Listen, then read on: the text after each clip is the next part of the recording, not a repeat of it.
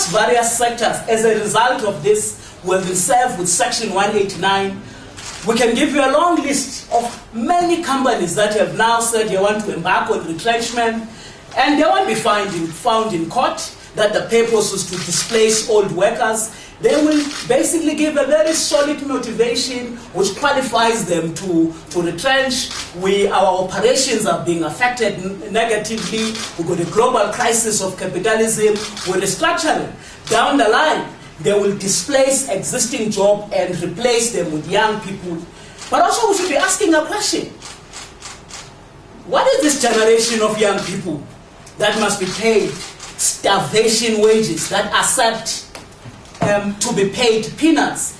Young people who actually completed their education at the back of poor villagers who would have sold eggs to make sure that their sons and daughters basically finish at their level of education. And at a time when they must be paid a living wage in order to break the backbone of poverty, unemployment, and inequalities that is ravaging our communities, no government is willing to bring them to the door of the employer for them to be exploited, when we know that government actually can be able to create jobs.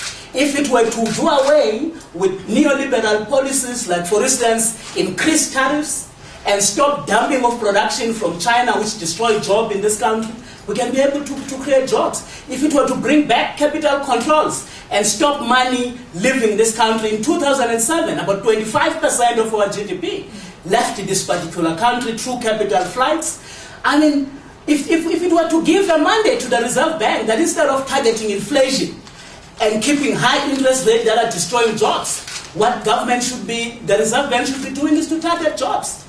So there's a lot that can be done in terms of creating jobs. Not in a sea of poverty and unemployment, you attack the very few workers that who have got jobs. So we're calling on all those who work and unemployed and the young people to join the Numsa strike on Monday across the length and breadth of the country to basically tell government that enough is enough.